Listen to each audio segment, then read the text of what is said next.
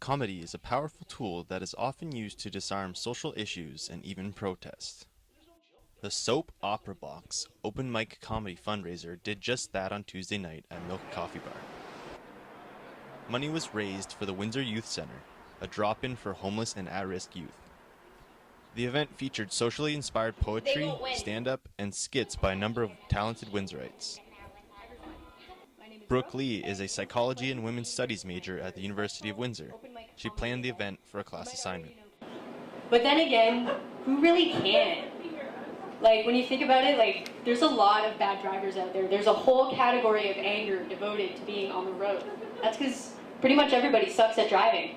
Anytime you get in a car with your friend, oh, this person can't drive, and this person cut me out of it. It's not just Asians, it's everybody. But I think I figured out why Asians specifically are bad drivers. See, for a long, long time, the Asian population has had a really strong presence in the nail salon industry. So my grandmother and their aunts and their aunts and their grandmothers, they spend their whole days in these nail salons, all up and close and personal with these toxic fumes. We had to do some kind of work of activism, a form of protest. So this is called soapboxing.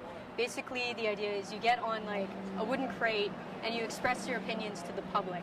So our wooden crate really is the stage at Milk, and we're just kind of giving some ideas. We're using humor to talk about social issues, and it's a way to address more serious issues without like bumming people out and stuff, using comedy to send some kind of message. We wanted to have a cause to get people in the door, really. Like, we didn't just want to have the protest for no reason, so Windsor Youth Centre is our cause. There are some times that we talk about things that might be a little racy or deviate from what I was actually trying to do with the project, but a lot of it's improvisation, so that can be expected to happen. Otherwise, I'm really happy with the way that it's going. We didn't have tons of time to put it together. So if it was a better time, like it's exam time right now, so it's not the best time to be dragging people out to come out to an event. Tuesday nights at Milk are typically host to Laughing Over Lattes, a comedy night run by Cameron Doig. He also performed in the fundraiser, satirizing social matters like capitalism and materialism. Very dangerous situation, it really is.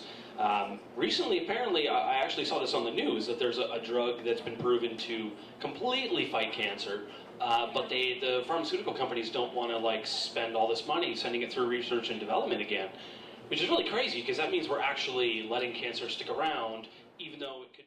The event we're at right now is sort of a dual event between Laughing Over Lattes, the usual comedy open mic, and something that Brooke put together, which is the Soap Opera Box comedy, which is sort of comedy but really geared at addressing social issues and is helping to collect some donations for the Windsor Youth Centre. So it's a real hodgepodge event we have going on here.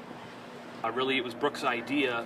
She had a project in mind, and she knows some people that work at the Windsor Youth Centre, so it just came together because I already had the venue and the outlet, and she wanted to do something, so she proposed it. I've known a handful of people who got into comedy after something traumatic or emotional happened, so in a sense, blending social issues with comedy is sort of the prime outlet, because in a lot of ways, the best comedy is coming from the heart or stemming from some sort of a social issue. A lot of famous comedians, even Dave Chappelle, I mean, he's always taking on social issues, and I don't know how he got his start, if it was something emotional, but it was something emotional for me, and now it's something that I enjoy doing because of it has therapeutic reason. It's like a therapeutic resource, in a sense. The oldest comedy that we've ever had, I mean, not the oldest that I know of, Old Greek comedy, even though it was written by a staunch conservative, Aristophanes, who was very conservative, his plays were still very, you would get the sense that he's not a conservative. You would think that he thinks outside the box all the time, because that's what comedy has to do. Comedy has to step outside.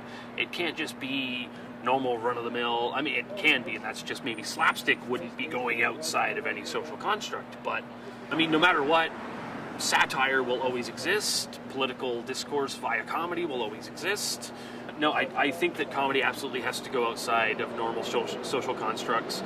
I think great comedians are the ones that make you realize that there's maybe something wrong with the current society. George Carlin, most famously, of course, I don't know if he offered suggestions on how to improve, but he definitely liked pointing out society's follies, and he's one of the most famous comedians ever to walk the face of the earth.